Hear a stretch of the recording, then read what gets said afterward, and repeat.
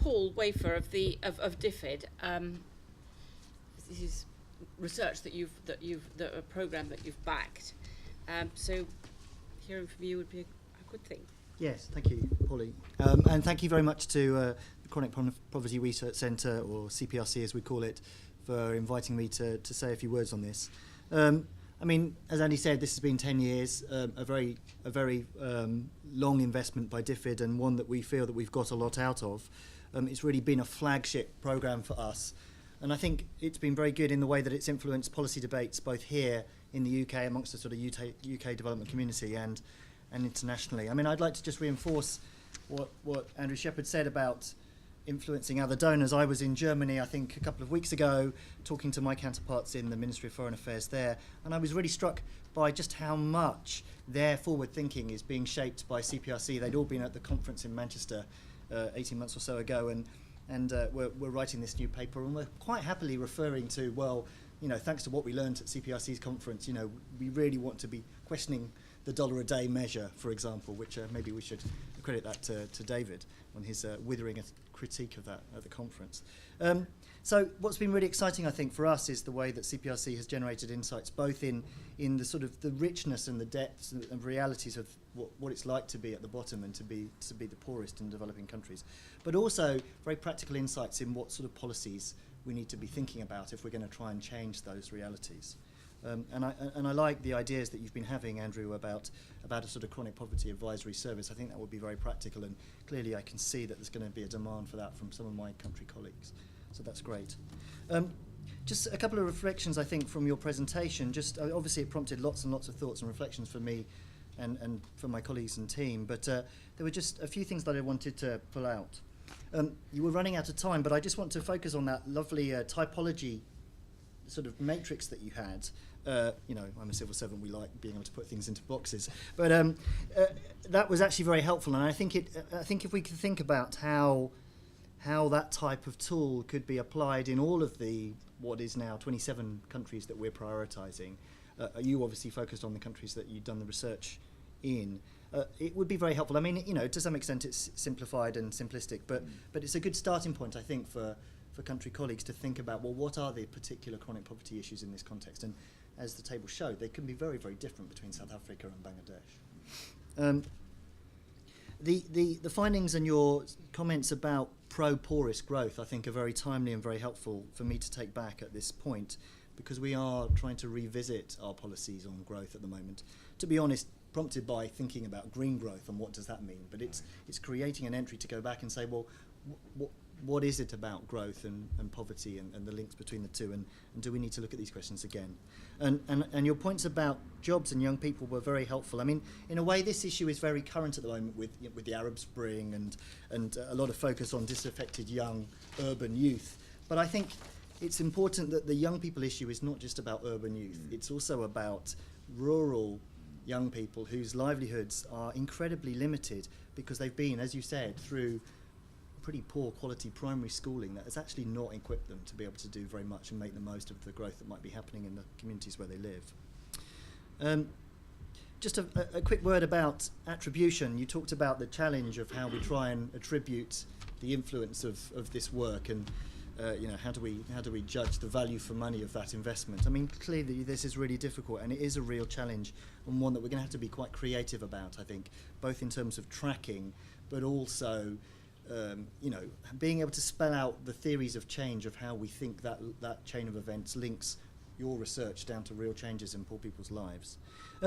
I guess it would have been nice to see a little bit more. What's been great about CPRC is the partnerships that you've had in various developing countries, and I think because you, as you rightly said, it's national poverty and policies that matter. You know, some sort of stories about, you mentioned Uganda, but how is it that the research has shaped and had an influence on the way that politics have been changing and what has been prioritised by government and by donors in that place? I mean, those are the sort of things that I think we need to learn more from and get more sense of that. I probably should say a little bit about DFID and chronic poverty for us going forward. I'm not going to just avoid the issue of social protection, because although, as you say, it's been talked about a lot, I think it is important to remember that there's a long way still to go. we are actually scaling up the work that we do to support social protection in developing countries and in low-income countries in particular, as Andy said. That's where the real challenge is. So over the next 4 years, we're going to be working in at least 16 countries. The main aim of that work is to try and help countries and governments build long-term sustainable basic social protection systems. So not just one-off programs and projects funded by donors, but things that really get built into the sort of political economy and become a core part of what those countries' development strategies are going forward. People in the room may be surprised to hear that I was talking to colleagues in Mozambique yesterday who were telling me that the IMF, the big bogeyman, the IMF, is actively encouraging the government of Mozambique to think about allocating a certain proportion of its budget to social protection on a regular basis. And that, a few years ago that would have been unheard of. So for all of Dominic Strauss-Kahn's failings, he may have had some political influence. It's really important to emphasise there is a real difference between the story of what's happened in middle-income countries like Brazil and Mexico and most low-income countries. The World Bank has been trying and map the extent and the coverage of social protection in Africa, and they're estimating that probably less than 10% of the population has any access to any form of transfer or cash transfer. That's still absolutely inadequate. So it's a really big agenda, and it's one where there aren't that many players still. So it's an important investment for us. We hope that our programs will make a difference to about 7 million people over the next 4 or 5 years. Secondly, and this picks up on a point that Andy made, we're going to be emphasising a lot more the challenge of tackling undernutrition, which to some extent is the most insidious impact of persistent chronic poverty. And maybe that's something that has come out from your research but wasn't really talked about today. We're going to be trying to work with others internationally and make sure that we have a multi-sectoral response to this. It's not all about agriculture. We're going to be focusing on countries where the problem is most severe. Nigeria, Zambia and India are all very good cases of that being true. And we're going to try and address both the supply and the access issues, and as well as questions around nutritional quality and what is it that people are eating and feeding their families. We want to try and reach 10 million children under 5 in the next 4 or 5 years. And thirdly, there was a point in your presentation about the economic empowerment of women and girls, which is another area which I think is growing for us. We've got a new programme on land reform in which we're going to be trying to look at some of the issues around inheritance rights that you flagged, and those sort of structural questions that are often quite challenging. And we also want to be looking at adolescent girls as a particular group, and what is it that will enable them to gain and maintain economic assets, because sometimes they gain assets but then they can be taken away from them, and what can we do to try and change that?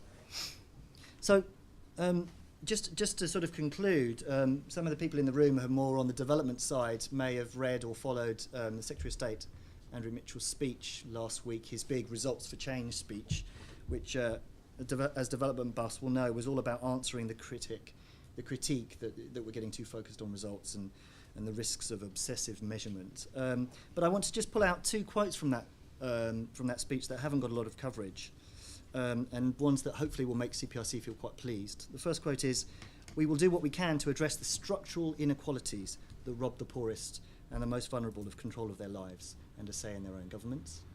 And whom will we help? The simple answer is that we will focus on the poorest and most vulnerable."